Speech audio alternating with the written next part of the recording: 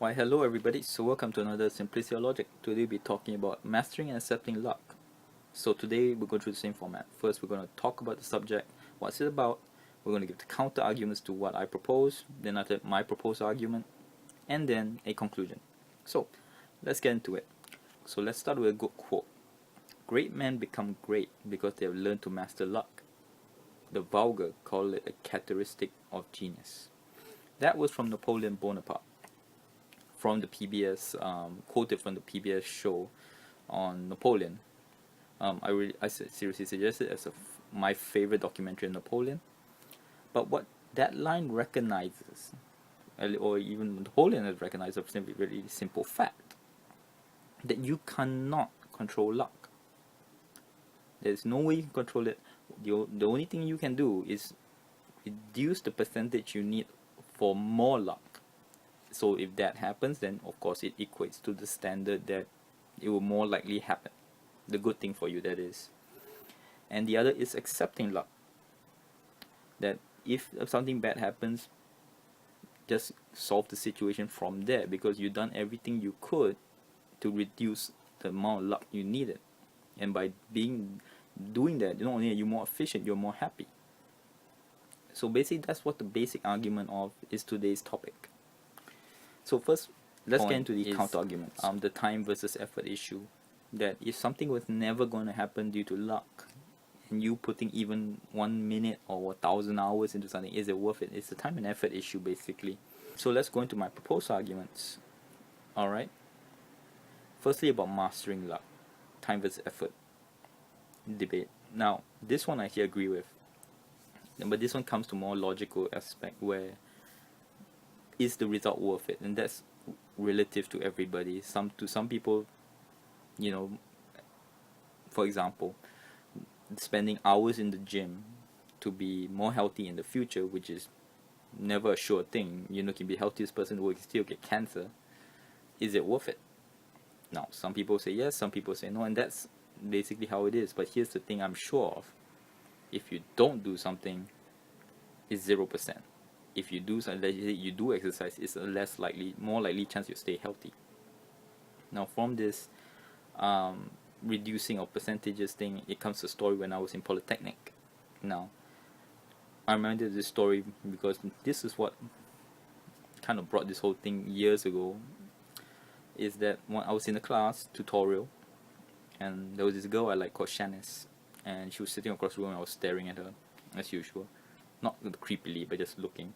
And whenever I wasn't looking at her, I got bored of the class. So I was looking at the door basically, and the door to the classrooms had this square rectangular thing, and then they had square glass so that people could look in to see if the class was being conducted. And I looked out there and I was reminded of this story. Story within a story, weird, huh? So it was this story of course, there's a flood, there's a man on a house, and he's stuck there, and then there's a rowboat that comes by and says, "Let me take you to safety." The man on the house says, "God will save me," rows away. Then another speedboat comes by, he says, "Let me save you." The man on the house says, "God will save me." Speedboat goes away.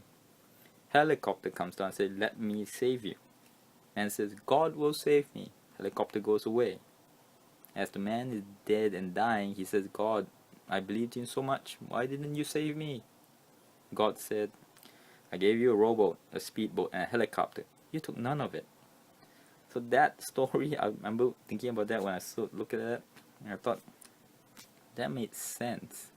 Because here's the thing, I was thinking if, let's say, Shanice was not in that class, and she walked by the door, let's say in that little glass thing, if I did not go out to say something to her,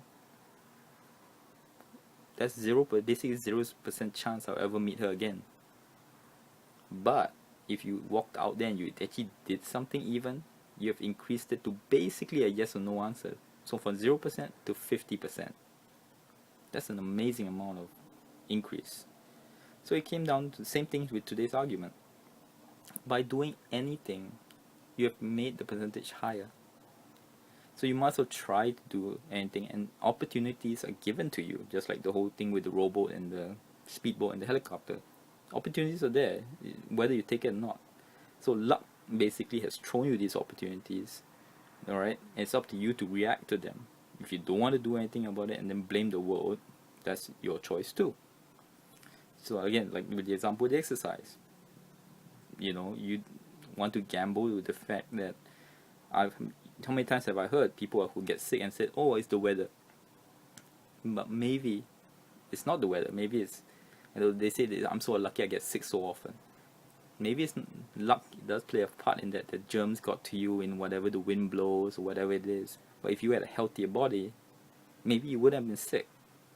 See what I mean? So you can reduce luck by exercising, for example, and then you just have to be a healthier person. Simple as that.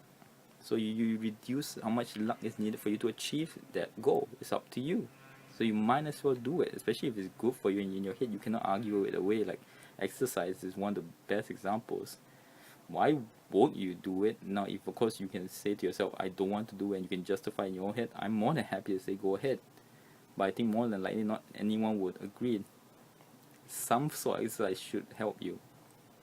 So that is about mastering luck. It's strangely by mastering luck is by reducing luck, basically.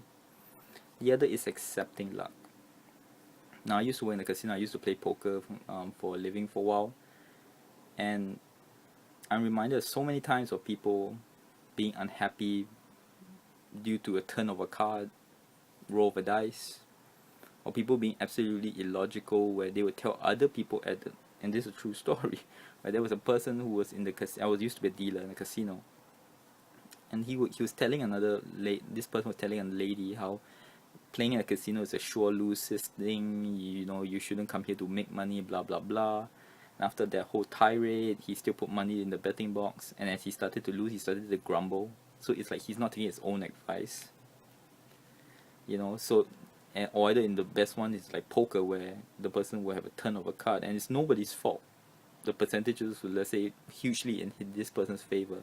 Card turn over, he loses, and then he starts scolding everybody when actually it's nobody's fault but how the cards is, and he should be happy because the percentages will, if that was the case, most of the time he will make money, but he wants to scold the world. It's nobody's fault, in a way. The whole situation is to his benefit. It just happened, luck played a part, and he didn't accept it. And I find people like that are usually very naturally unhappy. So basically, in conclusion, you should do everything in your power to lower luck.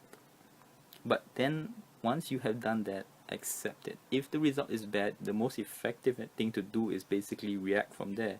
How do you solve the bad situation now from the bad luck? Or what can I do to make it better, basically, rather than getting angry? Because getting angry and complaining about the problem gets you nowhere. So thank you very much. Till next word.